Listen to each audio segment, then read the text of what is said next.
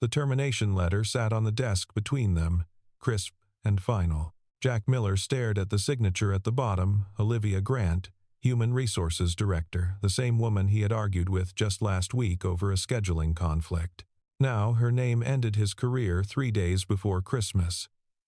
He kept his face neutral as he walked out, folding the letter and tucking it behind his back when he reached the elementary school. Emily ran toward him through the falling snow, and he caught her in his arms, spinning her once before setting her down. Across the parking lot, Olivia Grant watched from her car, her expression shifting as she observed a father who looked nothing like the unstable troublemaker described in the report she had signed. Jack held Emily's mittened hand as they walked through the Christmas market in downtown Hartford, the smell of roasted chestnuts and pine garlands filling the cold December air. Strings of white lights crisscrossed overhead, casting a warm glow on the crowds moving between wooden vendor stalls. Emily tugged him toward a booth selling handmade ornaments, her breath visible in little clouds as she chattered about which one would look best on their small tree at home. Jack smiled and nodded at all the right moments, but his mind kept returning to the folded paper in his coat pocket, the weight of it pressing against his chest like something alive and malevolent. He had worked at Hartwell Manufacturing for 4 years. 4 years of arriving early and staying late, of covering shifts when others called in sick, of learning every machine on the floor until the supervisors trusted him with the most delicate repairs. He had built a reputation as someone reliable, someone who solved problems rather than creating them. And now it was over because of a report claiming he had threatened a coworker, falsified time records, and created a hostile work environment. None of it was true. But the signature on that letter belonged to someone with authority, and his word as a floor technician meant nothing against hers. Emily stopped at a booth selling hot chocolate, her eyes wide as she watched the vendor add a tower of whipped cream to a paper cup. Jack reached for his wallet automatically, then hesitated. He had $47 left until his final paycheck arrived, and rent was due in 8 days. The math did not work, no matter how many times he ran the numbers in his head. But Emily was looking up at him with such simple joy, such complete trust that her father would always make everything okay, that he handed over $4 without letting his expression change. She took a careful sip and immediately got whipped cream on her nose, giggling as Jack wiped it away with his thumb. For a moment, watching her laugh, he could almost forget that everything was falling apart. Almost. But the letter crinkled slightly when he shifted his weight, reminding him that pretending would not change reality. Across the market, Olivia Grant stood with 3 other managers from Hartwell, all of them holding mulled wine and laughing at something her colleague had said. She wore a camel coat and a burgundy scarf, her dark hair pulled back in a low knot that emphasized the sharp angles of her face. When she spotted Jack, her laughter faded. She watched him guide Emily between the crowds, his shoulders slightly hunched against the cold, his attention fixed entirely on his daughter with a tenderness that seemed at odds with everything she had read about him. Emily noticed her first. She waved enthusiastically, recognizing Olivia from the company family picnic last summer, where Jack had helped set up tables and Emily had won a prize in the sack race. Jack's jaw tightened, but before he could redirect Emily, the little girl was already calling out a cheerful greeting. Olivia raised her hand in a small wave, something uncertain flickering in her eyes as she took in the scene before her. Jack steered Emily away without acknowledging Olivia directly. He could not afford to make a scene. Not here. Not in front of his daughter. Whatever had happened at Hartwell, whatever injustice had been done to him, Emily would not be burdened with it. She was 7 years old. She still believed in Santa Claus and happy endings. He would carry this weight alone, the way he had carried everything since her mother died 3 years ago. Later that evening, after the market lights had dimmed and most families had gone home to warm houses and waiting dinners, Jack found himself at the loading dock behind the event venue. A catering company needed extra hands to break down the booths and load equipment into trucks. The pay was $20 an hour, cash, no questions asked. Jack pulled on work gloves and started lifting crates alongside men he had never met and would likely never see again, men with their own stories of desperation and survival. The work was hard, the kind of physical labor that left muscles aching and hands raw, even through gloves. But Jack welcomed the exhaustion. It gave his mind something to focus on besides the impossible situation waiting for him at home. $20 an hour for 4 hours meant $80, enough to push back the worst of his fears for another day or two. Olivia had stayed late to help her colleague find a lost scarf. Walking back to her car through the emptying streets, she passed the loading area and stopped when she recognized the figure hauling a heavy crate up a metal ramp. Jack Miller, still in the same coat he had worn to receive his termination letter, was doing manual labor in the freezing dark just hours after losing his job. She stood there longer than she should have, partially hidden by a parked delivery truck, watching him work without complaint. His movements were efficient despite obvious exhaustion. Each crate lifted and placed with the precision of someone who understood how to work hard without wasting energy. The report she had signed painted a picture of a volatile man who could not be trusted around equipment or colleagues. But the man she was watching now moved with the quiet determination of someone who had no other options and refused to give up anyway. Something cold settled in Olivia's stomach that had nothing to do with the December air. She thought about the report again, about the specific language used, about the signature she had added without questioning the details. Human Resources received dozens of incident reports every month. She could not personally verify each one, but standing there in the dark, watching Jack Miller work for $20 an hour to keep food on his daughter's table, she began to wonder if she had made a terrible mistake. She did not approach him. What would she even say? Instead, she walked to her car and sat in the driver's seat for a long time, staring at the steering wheel, the heater blowing warm air against her frozen fingers. Tomorrow, she would look at that report again. Tomorrow, she would ask questions she should have asked before signing anything. Tonight, she drove home with the image of a father and daughter walking through the snow burned into her memory, and the first real doubt she had felt in years taking root somewhere deep inside her chest. The following morning, Olivia arrived at Hartwell Manufacturing an hour before anyone else. The building was quiet, the hallways dim except for emergency lighting and the glow of exit signs. Her footsteps echoed against the polished floors as she made her way to the HR archive room, where physical copies of incident reports were stored in gray filing cabinets that lined the walls like soldiers standing at attention. She found Jack Miller's file easily enough. The termination paperwork sat on top, followed by the incident report that had triggered the entire process. As she read through it again under the harsh fluorescent lights, her frown deepened. The report was detailed, almost too detailed, with specific dates and times and witness statements from employees she vaguely recognized. But something about the formatting looked wrong. The margins were slightly off compared to standard company templates. The font spacing seemed inconsistent in certain sections, as if pieces had been cut and pasted from different documents. Olivia pulled up the digital version on her laptop and compared the two documents side by side. That was when she noticed the discrepancy. The original report in the system had been modified 3 days before she signed it.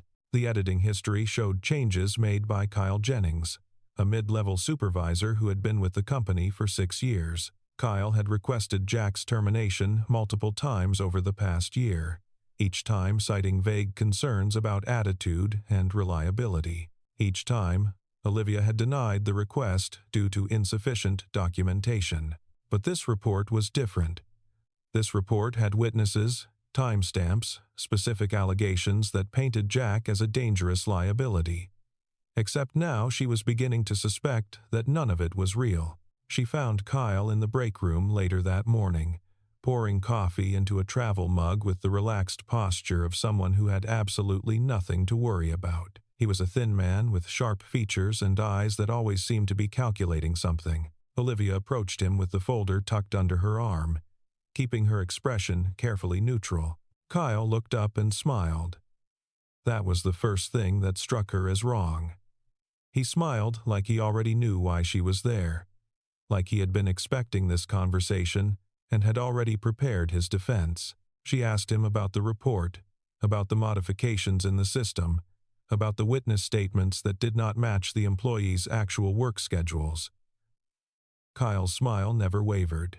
He told her that he had simply corrected some formatting errors, that the witnesses had asked him to submit their statements on their behalf because they were too busy to do it themselves, that everything was perfectly legitimate. When Olivia pressed harder, pointing out specific inconsistencies that could not be explained by simple formatting corrections, Kyle's expression shifted. The smile remained, but his eyes went cold. He leaned closer, lowering his voice so that no one passing by could hear, and reminded her that questioning a documented termination could reflect poorly on her own professional judgment. After all, she had signed the paperwork. If the report was flawed, what did that say about her oversight? The threat was subtle but unmistakable. Kyle was not just protecting himself. He was warning her to back off or risk being dragged down with him. Olivia left the break room without another word. Her hands were shaking slightly as she walked back to her office. The folder clutched against her chest. She had built her career on following procedures, on trusting the systems that were supposed to protect both employees and the company. But those systems had failed, and she had failed along with them. That evening, she found herself driving through a neighborhood she had never visited before. Jack Miller's address was in his personnel file, and some part of her needed to see where he lived, needed to understand the full weight of what had been done in her name. The apartment building was modest, a 3-story walk-up with brick walls stained by decades of harsh New England winters. Through a second-floor window, Olivia could see warm light and the flickering glow of a small Christmas tree decorated with what looked like handmade ornaments. She parked across the street and watched as Jack appeared in the window, carrying Emily in his arms. The little girl was already in her pajamas, her head resting on her father's shoulder as he swayed gently back and forth, probably singing her to sleep. Olivia sat in her car until the lights in that window went dark. She thought about her own apartment, empty except for furniture she had chosen to impress people who never actually visited. She thought about the career she had built by following rules and signing documents without asking uncomfortable questions. Jack Miller was not the enemy. He was a father trying to survive, and she had helped destroy his livelihood based on lies told by a man who smiled while he ruined people's lives. Tomorrow, she would find a way to fix this. Tonight, she let herself feel the full weight of her complicity, and she did not look away from it. 3 days before Christmas, Olivia found Jack at the community center, where he had picked up a temporary job helping with holiday food distribution. Volunteers moved around the gymnasium, sorting canned goods and packing boxes for families in need. Jack worked efficiently at a folding table, his hands steady as he assembled care packages with the same precision he had once applied to machine repairs at the factory. She waited until his shift ended, then approached him in the parking lot as snow began to fall again, fat flakes that caught the light from the street lamps and turned the world soft and quiet. He saw her coming and his expression hardened immediately, his body shifting into a defensive posture that broke her heart a little. She told him that she wanted to help. She explained that she had discovered serious problems with the report, that she believed he had been wrongfully terminated, that she was working to gather evidence and bring it to the company's leadership. She offered to provide financial assistance while the investigation proceeded. Nothing official, just a personal loan to help him and Emily get through the holidays. Jack listened without interrupting. When she finished, he was quiet for a long moment, his breath forming clouds in the cold air. Then, he told her no. He did not want her money. He did not want her pity. He did not want anything from the woman whose signature sat at the bottom of the letter that had upended his entire life. If she felt guilty, that was her burden to carry, not his problem to solve. He had survived worse than this. He had buried his wife when Emily was only 2 years old and rebuilt their lives from nothing. He would survive this too. What he would not do was accept charity from someone who was only offering it to ease her own conscience. Olivia tried to argue, tried to explain that this was not about guilt but about justice. But Jack cut her off with a raised hand. He told her that if she really wanted to help, She should do her job and fix the system that had allowed this to happen in the first place. Beyond that, he had nothing else to say to her. He turned and walked toward his car, an old sedan with rust spots on the wheel wells. Olivia watched him go, feeling the rejection settle into her bones like the winter cold. But Emily had other ideas. The little girl had been waiting in the car with a book. She had seen Olivia through the window and recognized her immediately.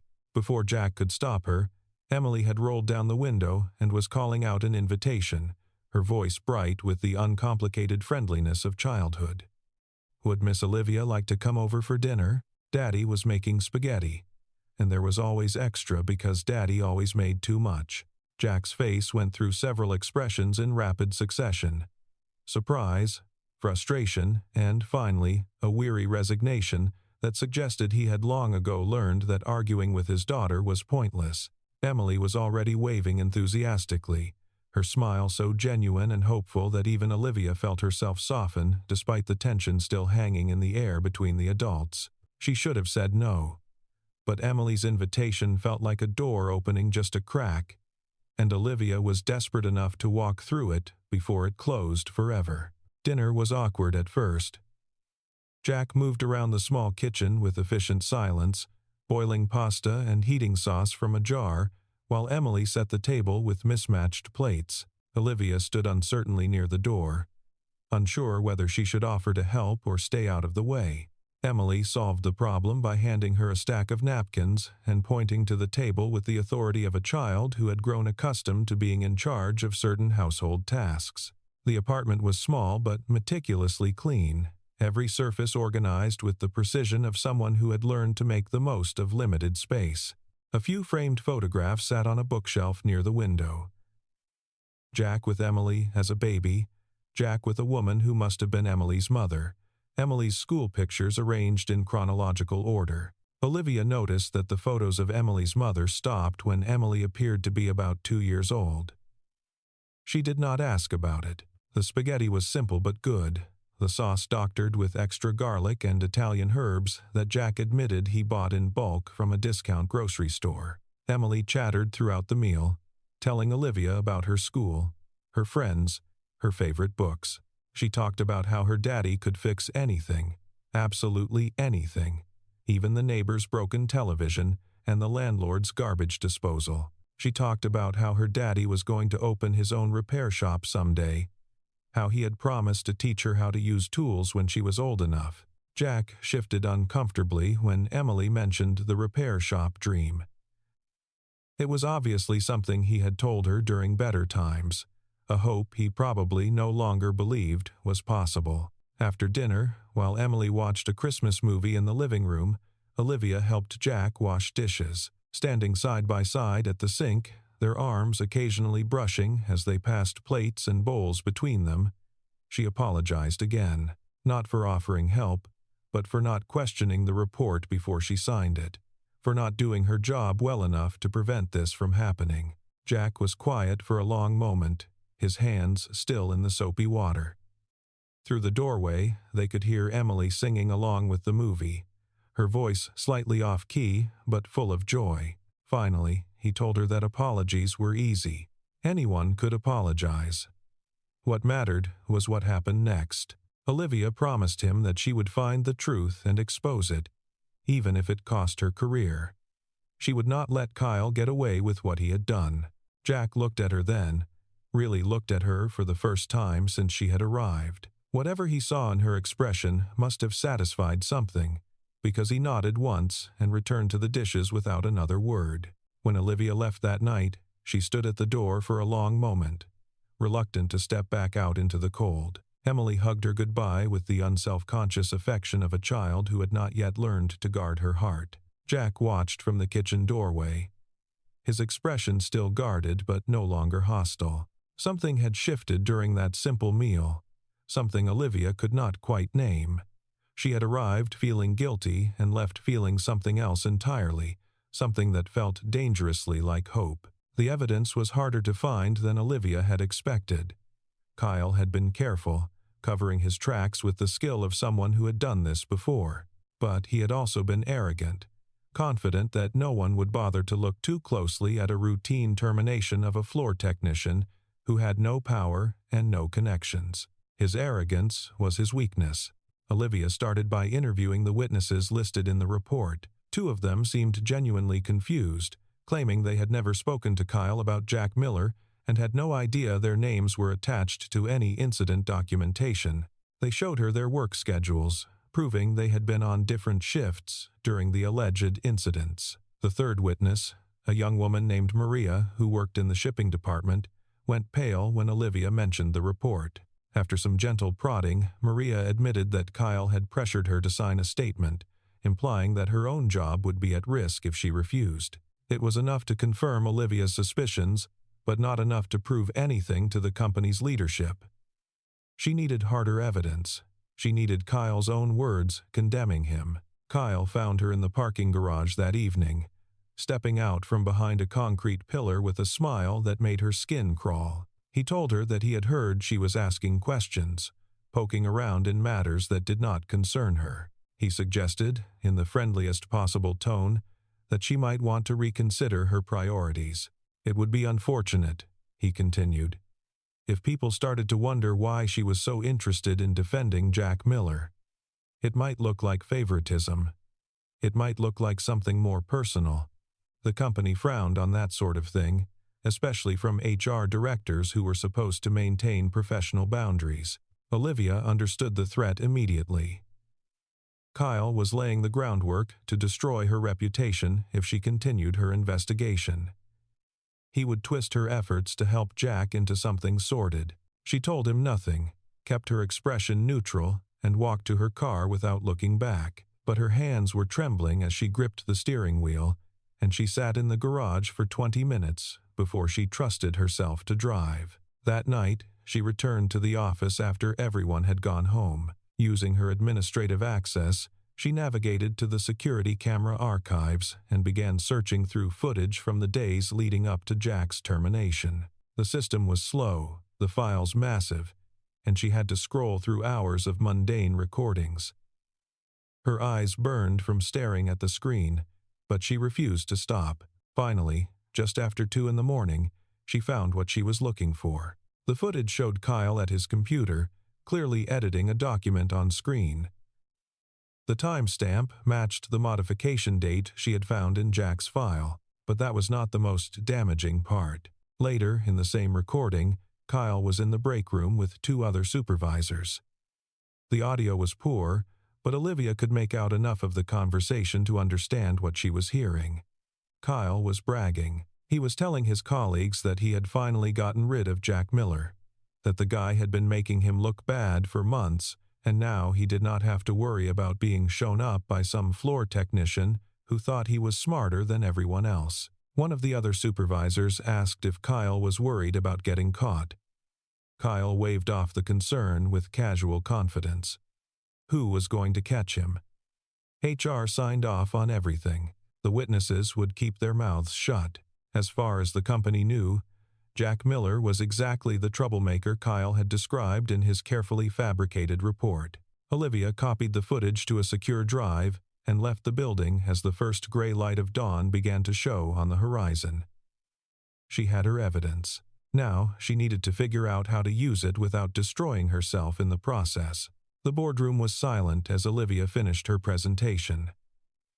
She had laid out everything systematically: the falsified report, the coerced witness statements, the security footage of Kyle's confession. The company's senior leadership sat around the long mahogany table, their expressions ranging from shock to barely concealed anger. Several of them had worked with Kyle for years. Kyle sat at the far end of the table, his earlier confidence visibly crumbling with each piece of evidence Olivia presented. His face had gone pale, his hands gripping the arms of his chair so tightly that his knuckles showed white. But he was not finished yet. When Olivia stopped speaking, he launched his counterattack. He claimed that Olivia had a personal relationship with Jack Miller. He suggested that her investigation was motivated not by professional integrity but by inappropriate feelings for a terminated employee. He painted her as a woman who had lost her objectivity, who was willing to destroy a loyal supervisor's career to protect a man she had become romantically involved with. The accusations hung in the air like poison. Several of the executives exchanged glances, clearly uncertain who to believe. The video evidence was damning, but Kyle's counterattack had introduced doubt. She had prepared for many outcomes, but she had not expected Kyle to attack her character so directly.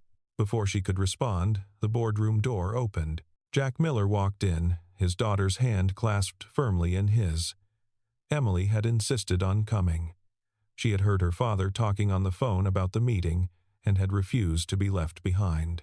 Jack had argued, had tried to explain that this was adult business, but Emily had inherited her mother's stubbornness, and in the end he had relented. The executives stared at the unexpected visitors. Kyle's expression flickered with something that might have been panic. Olivia felt her heart rate spike as Jack approached the table, Emily's small hand still wrapped around his fingers. He had not known about Kyle's accusations. He had come simply to speak on his own behalf, to tell his side of the story to the people who had the power to restore his career or let the injustice stand. But one look at Olivia's face told him that something had gone wrong. Kyle repeated his accusations, louder this time, pointing at Jack and Olivia as if their mere presence in the same room proved his claims. Jack listened with growing anger, his hands clenched at his sides, his jaw tight with the effort of controlling himself. But before he could respond, Emily tugged on his sleeve. The little girl had been quiet since entering the room, overwhelmed by the adult tension surrounding her. The big table, the serious faces, the raised voices had all combined to make her shrink against her father's leg. But now she looked up at her father with worried eyes and asked, in a voice that carried through the silent boardroom, why the angry man was saying mean things about Daddy's friend. Every adult in the room turned to look at the child. Emily shrank further against her father's leg, suddenly aware of all the attention focused on her.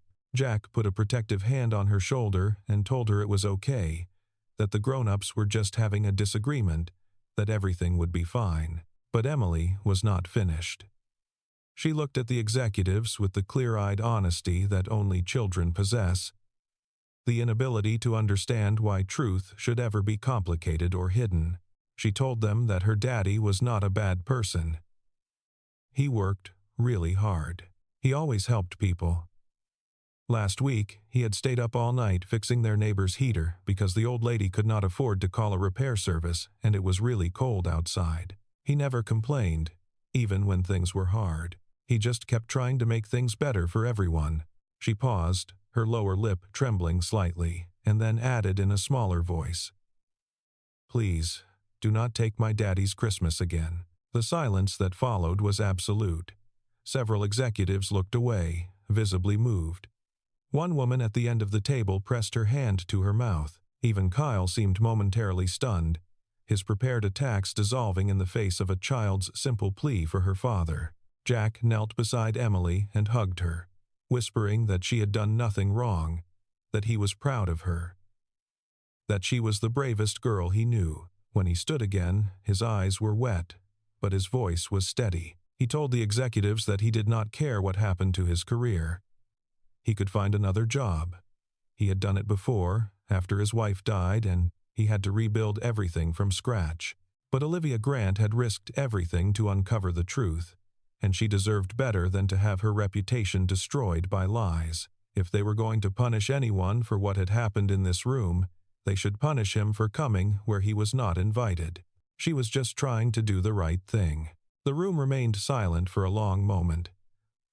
Then the CEO, a gray-haired woman named Patricia Hartwell, who had built the company from nothing 40 years ago, spoke for the first time since the meeting began. She told Kyle to leave the room. When he started to protest, she repeated herself with a tone that left no room for argument.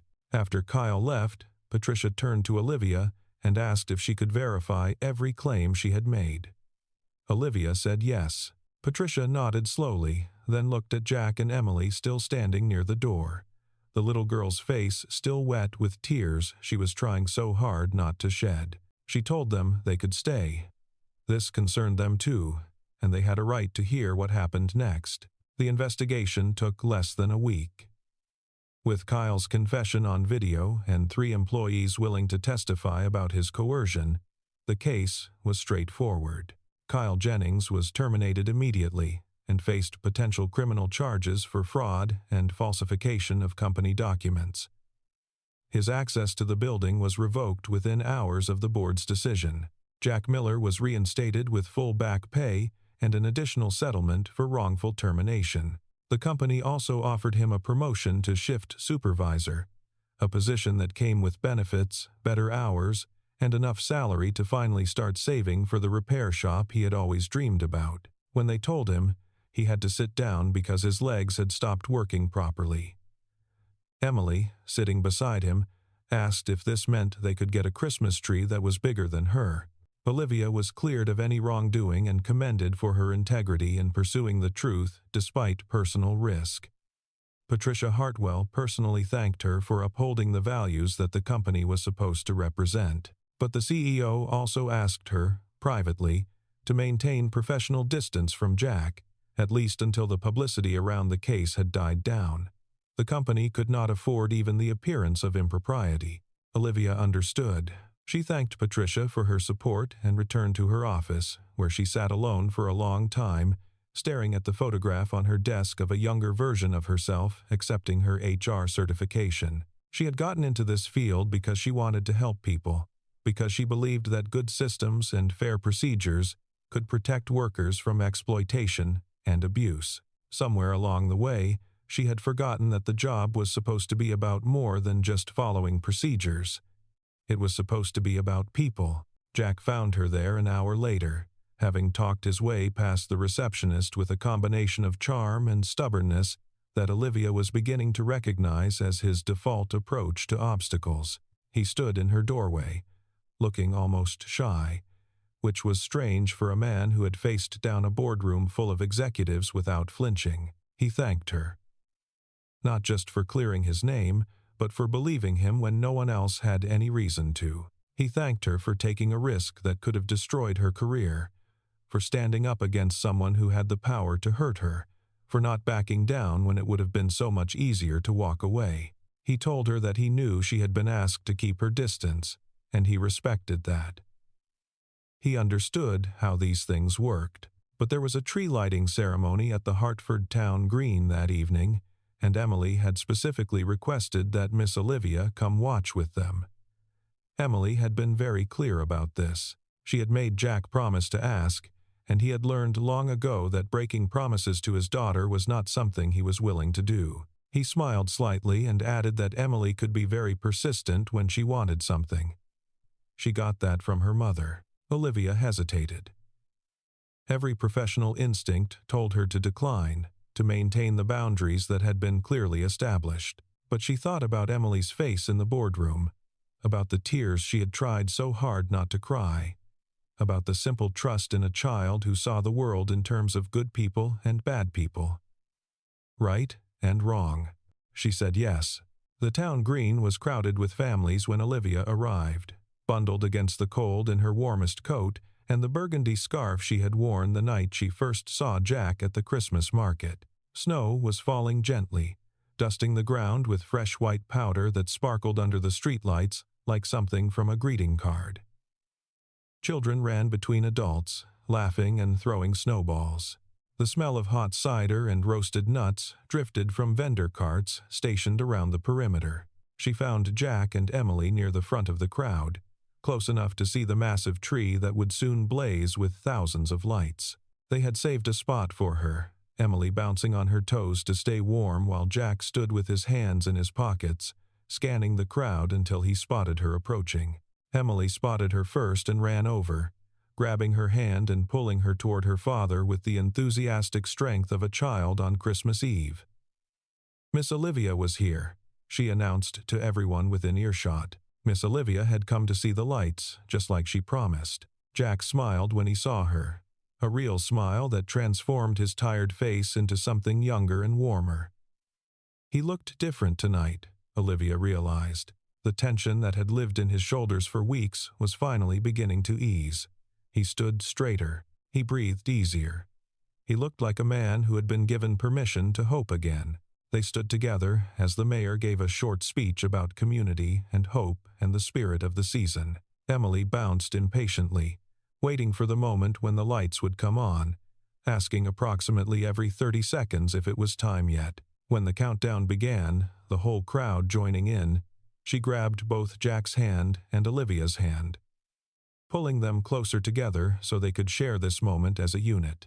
The tree blazed to life in a cascade of color, thousands of lights reflecting off the falling snow and turning the world into something magical.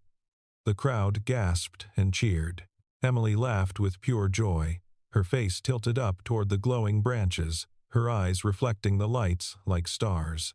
And then, in the chaos of the moment, she placed Olivia's hand into her father's palm and whispered something that made them both freeze. "Daddy smiles more with you."